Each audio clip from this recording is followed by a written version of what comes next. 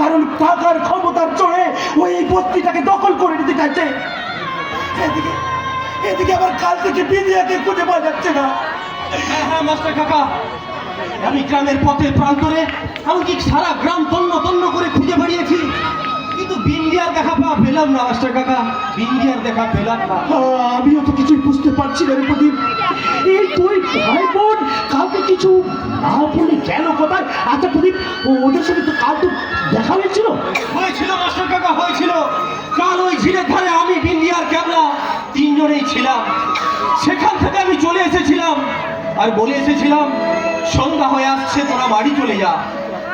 আর রাতে ওদের বাড়ি গিয়ে দেখি দরজায় তালা দেওয়া। জানি না ভগবান কি খেলা খেলছেন। আচ্ছা প্রদীপ, এই খবরটা তুই রামকে দিয়েছিস? সকাল থেকে কারো কোনো পাত্তা নেই। কাকিমা বলল রামু নাকি সেই ভোরবেলায় রিক্সা নিয়ে বেরিয়ে গেছে। কেমন কেমন যেন একটা অঘটনের আভাস পাচ্ছি। চারিদিকটা থমথম হয়ে আসছে। তাহলে তাহলে কি আবার এই গ্রামে এই গ্রামে কি বলো মাস্টার কাকা, বলো? কাল রাত্রি নেমে আসবে। কাল রাত্রি? হ্যাঁ, ঠিক এরকম ভাবে সেই দিনে এই গ্রামে কাল রাত্রি নেমে এসেছিল। শয়তানের বিষাক্ত নিস্তার এই গ্রামের চারিদিকে ছড়িয়ে পড়েছিল। আর সেই জন্যই তো সারা জীবনের মতো আমার এই ডানাটা চলে গেল, ডানাটা চলে গেল। কেন জানি না মাস্টার কাকা, সেদিনকার সব ঘটনা তুমি কেন আমাদের কাছে গোপন করেছিলে? ক্ষণিকের ভয়ে কিছুক্ষণ অন্ধকারে কাটানো সম্ভব, কিন্তু সারাটা জীবন নয় মাস্টার কাকা, সারাটা জীবন নয়। আমাদের ভাগ্যের চাকাটা যে সময় চাকা করে পুরো আটকে গেছে রে প্রদীপ, তাই হাজার চেষ্টা করলেও সেটা তো ঘোরানো যাবে না। তাহলে প্রদীপ ইন্ডিয়া আর ক্যাবলার কোনো খবর পেলি? না কাকিমা, ওদের কোনো খবর আমি এখনো পর্যন্ত পাইনি। থানায় গিয়েছিলিস? কি বললে কাকিমা? থানা? ও সবাই কানুন আমাদের জন্য নয় কাকিমা, ওগুলো হচ্ছে ওইসব বড় লোকেদের জন্য। আর ওই সরকারি কর্মচারীরা সরকারের নির্দেশে বসে থাকলেও চলে ওই বর্মন ফ্যামিলির অঙ্গুলি হেলনে। আর ওই রাজাদিত্য বর্মন তো চায় আমাদের ভেঙে গুড়িয়ে দিতে। হ্যাঁ মাধুরী, হ্যাঁ প্রদীপটা একদম ঠিক কথাই বলেছে। এই উত্তর পাড় বস্তির একমাত্র পথের কাটা হচ্ছে এই আমরা। তাই আমাদেরকে সরিয়ে দিতে পারলে ওদের রাস্তাটা পরিষ্কার হয়ে যাবে। আর সেই রাস্তায় আমাদের মতো মানুষদেরকে দু পায়ে মারিয়ে ওদের বড় বড় অট্টালিকা হবে, তাই না? সবটা এত সহজ নয় কাকিমা। এই উত্তর পাড়ার বস্তিটা হলো একটা পরিবার, আর এই পরিবারে কোনো শয়তানের ছায়া পড়লে আমরা একসাথে রুখে দাঁড়াবো। আচ্ছা প্রদীপ, এই রাজবর্মন বিলিয়ন কোনো ক্ষতি করেন তো? ভুল বলুন মাস্টার কাকা, আর তাই যদি হয় তাহলে জানবে এই প্রদীপ তাকে বাঁচিয়ে রাখবে না। এখানে রামুনাকে যেখানে থাকতো, কিন্তু যে গেল কোথায় কিছুই বুঝতে পারছি না। হ্যাঁ আচ্ছা প্রদীপ, আমি বলছি কি তুই রাজবর্মনের বাগান বাড়িটা করতে করতে পারবি? মাস্টার কাকা, কথা তুমি ভুল বলনি। ওই বাগান বাড়িটা একমাত্র বাকি। আমি বরং ওই বাগান বাড়িটা একবার খুঁজে আসি। কাউকে কোথাও যেতে হবে না। কি নন্দিনী, যাকে তোমরা হন্যে হয়ে খুঁজে বেড়াচ্ছ সে আজ নিজেই ফিরে এসেছে। বাবা কোথায় সে? একবার শুধু তাকে ডাক, তার গালে একটা জড় বসিয়ে বলবো কাল থেকে সে কোথায় ছিল। সত্যি নন্দিনী, এটা কিন্তু বিলিয়ার ভারী অন্যায়। ঠিকই তো, একটা অসুস্থ ছেলেকে নিয়ে রাত্রে এবার কেউ বাইরে থাকে, ওদেরকে কিছু বিপদ আপদ হয়ে যেত। মাসিমা, আপনি কার বিপদের কথা বলছেন? আর বাবা, তুমি কার অন্যায়ের কথা বলছো? আর প্রদীপ, তুই কার গালে চড় মেরে কাকে শিক্ষা দিবি রে? তুই কি বলছিস নন্দিনী? আমি তো কিছুই বুঝতে পারছি না। তোকে বোঝানোর মতো কোনো ভাষা আর জানাবার মতো কোনো শব্দ আমার নেই। শুধুমাত্র একটা দমকা হওয়ায় আমাদের জীবনের নৌকোটা আজ মাঝ নদীতে উল্টে গেছে। হ্যাঁ বাবা, অনেক সুখ স্বপ্ন নিয়ে যে সংসারটা আমরা তৈরি করতে চেয়েছিলাম বাবা, সেই সংসারে একটা কাল কেউটে সাপ এসে তার বিষটাকে ঠেলে দিয়েছে।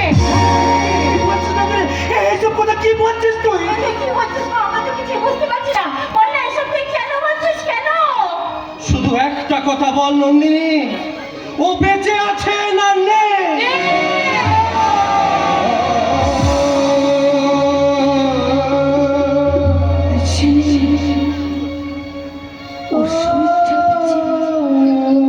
বেঁচে আছি শুধু আমি তোর দেহটা শয়তানের কামনা বসনার ভাবায় ওর বিশ্বাস ভালোবাসা আর স্বপ্নের মৃত্যু ঘটেছে মৃত্যু।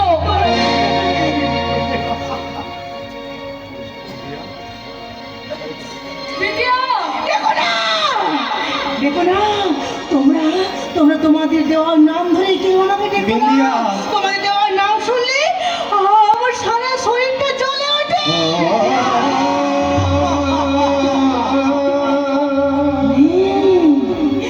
নীল প্রদীপ রে, ভালোবাসার সাথে বিন্দিয়া আজ কলঙ্কের কালে দেখে কালো হয়ে গেছে। তুই যে ভালোবাসার ফুল ফোটাতে চেয়েছিলি, অজান্তে সেটা ঝরে গেছে প্রদীপ, ঝরে গেছে।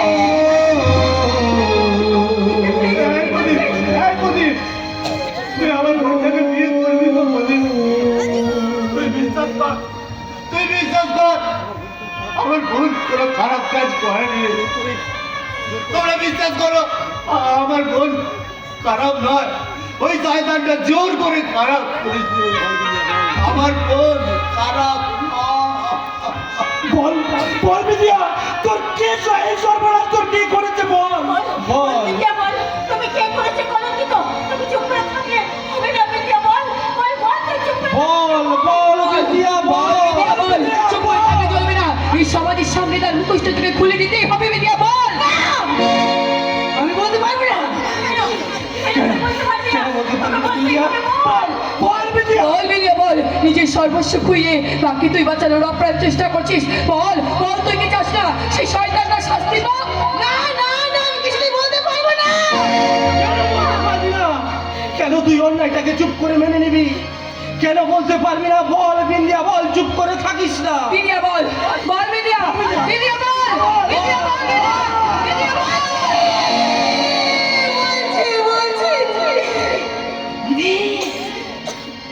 তোমাদের সবের রাম।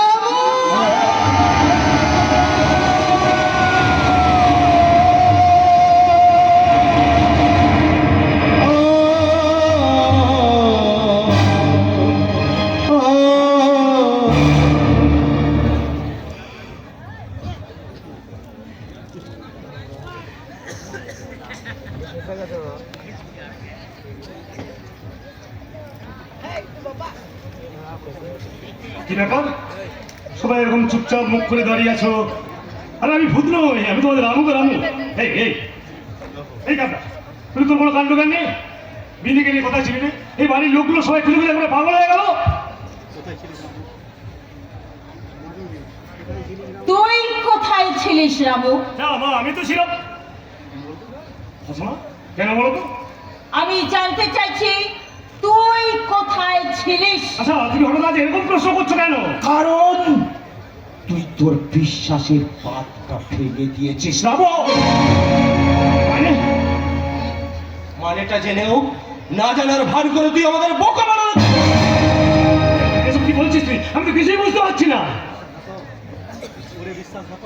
ওরে বিশ্বাসঘাতক, তুই এরকম কাজটা করতে পারলি? ব্যাস, একটা কথা বলবি না, কারণ তোর বলা আর আমাদের শোনার মতো অবস্থায় আমরা আর নেই। কি হয়েছে আমাকে বলবি তো? ছি ছি রাম, ছি। এই উত্তর পাড়ার সকল মানুষ জানতো রামু একটা ভালো ছেলে। এই উত্তর পাড়ার বস্তির সকলের মধ্যে তুই তোর যে বিশ্বাসের আলোটা চালিয়েছিলিস, আজ আজ একটা অবিশ্বাসের দমকা হাওয়ায় সেইটাকে তুই এক মুহূর্তের মধ্যে এইভাবে নিভিয়ে দিলি রামু। মাস্টার কাকা, আমি বুঝতে পেরেছি মাস্টার কাকা, আমি ঠিক বুঝতে পেরেছি। আসলে তোমরা সকলে মিলে না আমার সঙ্গে মজা করছো, তাই না মা? ওরে রামু, সকলের লাঞ্ছনা গঞ্জনা সহ্য করেও আমি তোকে সেই ছোট্টবেলা থেকে কোলে পিঠে করে মানুষ করেছি। তোকে যখন রাস্তা থেকে ঘুরিয়ে এনে আমি মানুষ করেছিলাম, তোকে ভেবেছিলাম আমি মানুষের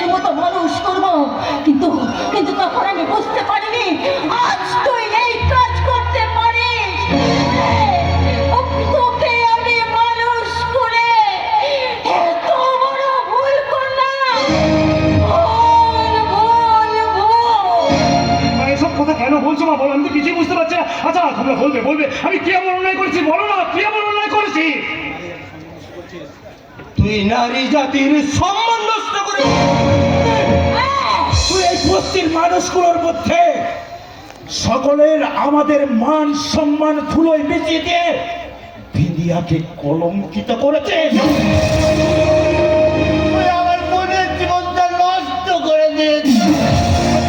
আরে না, এই রামু, যে বিন্দিয়া তোকে দাদার মতো স্নেহ করতো, সম্মান করতো, সেই বিন্দিয়া তুই এত বড় সর্বনাশ করলি।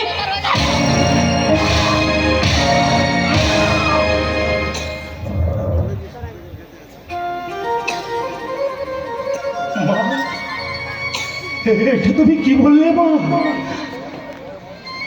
আমি আমি বিন্দিয়ার সর্বনাশ করেছি? না,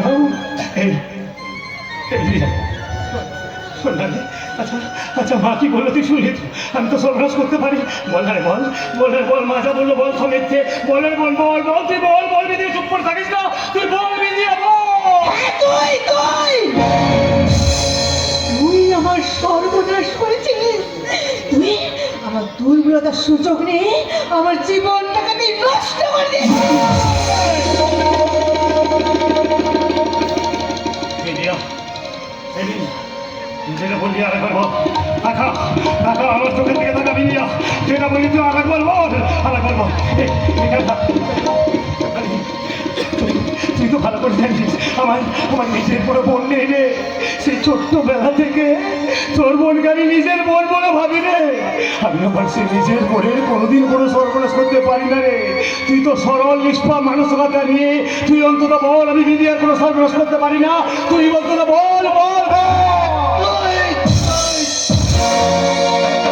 তুই করেছিস আমার বোনের তাড়না, তুই করেছিস। খেলার শেষে তুইও জানোয়ার, আর কতজনকে দিয়ে তুই বিশ্বাস করাতে চাস যে তুই বিশ্বাসঘাতক নয়? বিশ্বাস আজ তুই যেটা করেছিস আমার পরম শত্রু হলেও করতো না রে। তুই না আমার বন্ধু ছিলিস রামু, আজ সেই বন্ধু শব্দটাকে কালিমা লিপ্ত করে দিলি। ছি রামু ছি। আজ আমার ইচ্ছে করছে এই মুহূর্তে কিন্তু না, পারলাম না রে। একদিন হলেও তুই তো আমার কাছের বন্ধু ছিলিস রে রামু, আর সেটা কিনা তুই আমার সাদের ঘরটাকে ভেঙে দিলি। পারলাম না, এই হাতটা তোর গায়ে তুলতে পারলাম না রে, পারলাম না। ছি, ছি রামু। ওরে রামু, সেই ছোট্টবেলা থেকে তোকে আমি কোলে পিঠে করে মানুষ করেছি। তোকে আমি আমার সন্তানের মতো ভালোবাসতাম। এমনকি আমার একমাত্র মেয়ে নন্দিনীর সঙ্গে তোর বিয়ে দেওয়ার স্বপ্নও আমি দেখেছিলাম। আর তুই কি আমার সেই স্বপ্নটাকে এইভাবে ভেঙে দিলি, এইভাবে ভেঙে দিলি। কিন্তু রামু, যে পাপ কাজটা তুই করেছিস তার শাস্তি একদিন ভগবান তোকে দেবে। তবে ভগবান তোকে কি শাস্তি দেবে তা আমি জানি না। তবে এই উত্তর পাড়ার বস্তিতে এই মাস্টার যতদিন বেঁচে আছে ততদিন তোর এখানে কোনো স্থান নেই।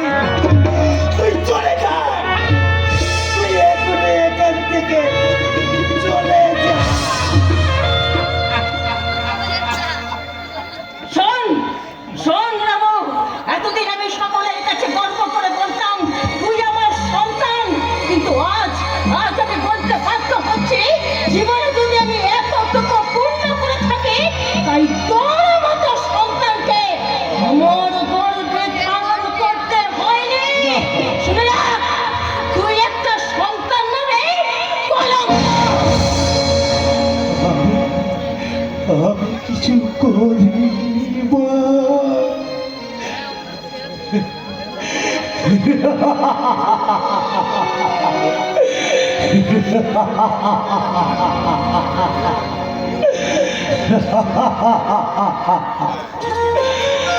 নিয়তির নির্মম বিচারে আজ আমার ঠাই হল সেরা ঠিকানার বাইরে। ভাগ্যের কষাঘাতে আজ আমি সমাজ থেকে পরিত্যক্ত। তোমাদের তোমাদের সকলের ভালোবাসার নাম আজ একটা চরিত্রহীনের তকমাই কপালে সেটে চলে যাবে অনেক অনেক দূরে। পড়ে থাকবে কিছু সাজানো আর অগোছালো স্বপ্ন আর কলঙ্কের বোঝা। শুনে রাখ, আমার শেষ কথা তুই শুনে রাখ। আর কোনোদিন তুই আমাকে মা বলে ডাকবি না। আর যেন তোর মুখ দর্শন আমাকে করতে না হয়।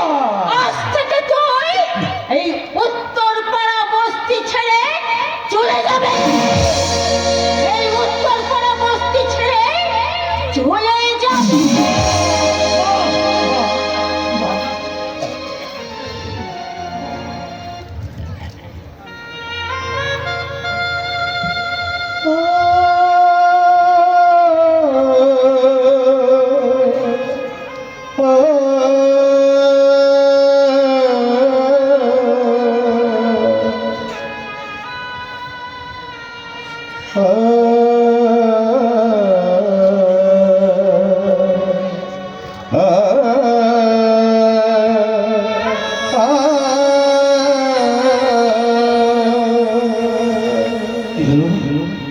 তুমি দাঁড়িয়ে রইলে যে বলো, তুমি যাবে না, তুমিও চলে যাও, চলে যাও ওদের মতো কিনার তুৎকার ফেলে তুমিও চলে যাও, চলে যাও।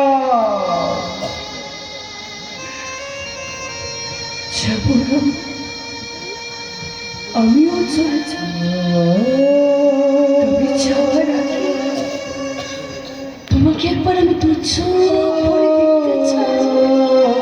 কেন? ভালোবাসা কি এমন অন্তর্মুখ তুমি আমার চোখে লাগিয়েছিলে যে তোমার এই নোংরা চরিত্রটাকে আমি দেখতে পাইনি না। শরীরের কোন জায়গায় তুমি এত হিংস্রতা লুকিয়ে রেখেছিলে রামু, যেটা আমি দেখতে পারিনি। কোন জানোয়ার তোমার শরীরের উপরে বাসা বেঁধেছিল, যার জন্য তুমি এত জঘন্য নোংরা কাজটা করতে পারলে রামু। দেখো দেখো দেখো, আমি তো তোমার মনের ভেতরে বিশ্বাসটাকে পরিবর্তন করতে পারবো না।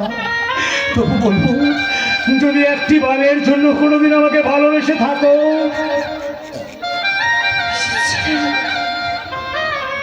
বেশিছিলাম রামু, আমার জীবনের থেকেও বেশি ভালো আমি তোমাকে বেসেছিলাম।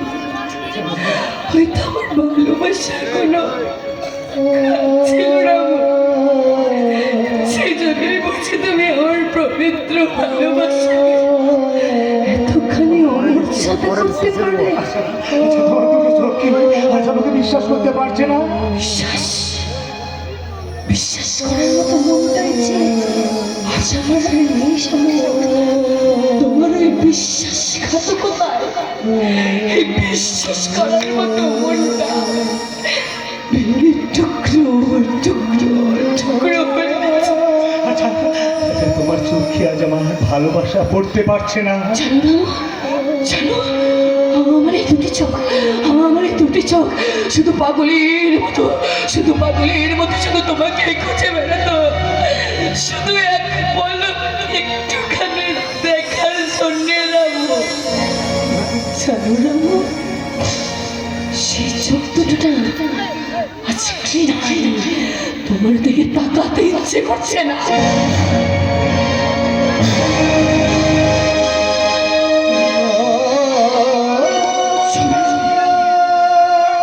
একদম তুমি ওই শক্ত হাত দিয়ে আমাকে ছবে না।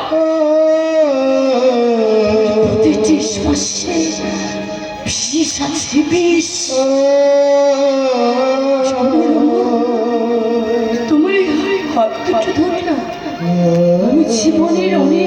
স্বপ্ন দেখেছিলাম, কিন্তু বুঝতে পারিনি আমি বুঝতে পারিনি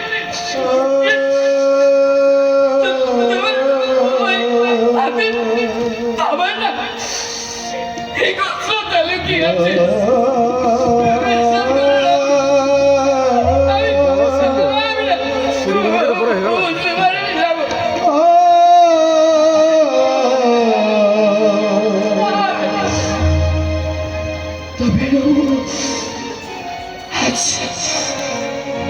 এক্ষুনি এই মুহূর্ত থেকে তোমার আমার ভালোবাসার বন্ধনটা আমি এখানে ছিন্ন করে দিলাম। একটিবার নিজেকে মনকে প্রশ্ন করে দেখো তো রামা, তুমি জিতলে না হেরে গেলে?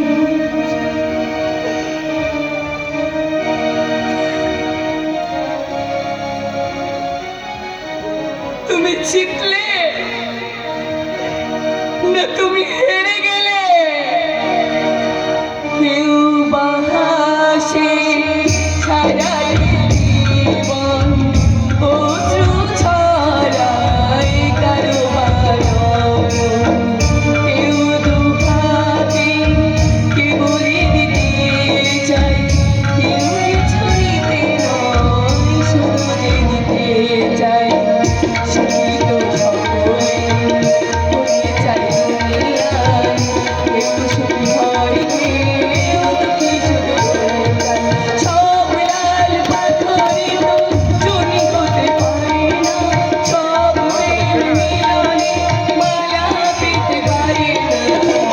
পাশাপাশি ওরে যে বাড়ি যায় একজন ভাই ভাই দেব ভাই সমাজ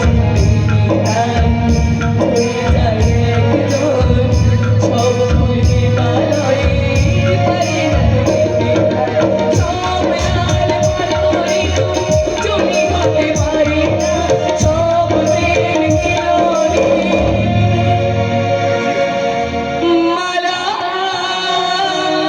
পেতে পারি না।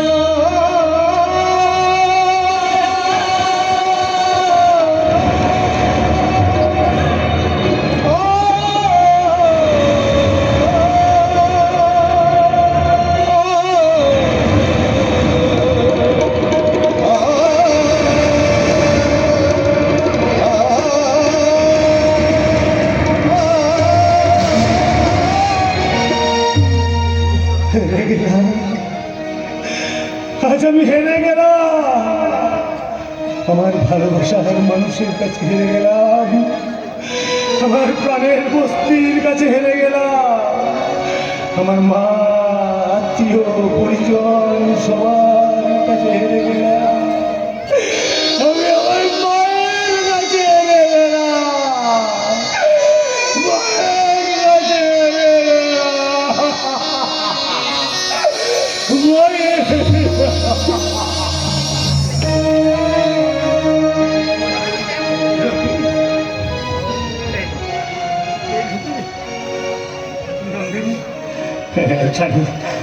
আমি জানি নন্দিনী, আমি যে অপরাধ করেছি তোমার সামনে গিয়ে মুখ দেখিয়ে ক্ষমা চাইবার মতো কোনো অধিকার আমার নেই। তবু বলবো যদি পারো তোমার এই নামকে ক্ষমা করে দিও, তোমার এই নামকে ক্ষমা করে দিও নন্দিনী, ক্ষমা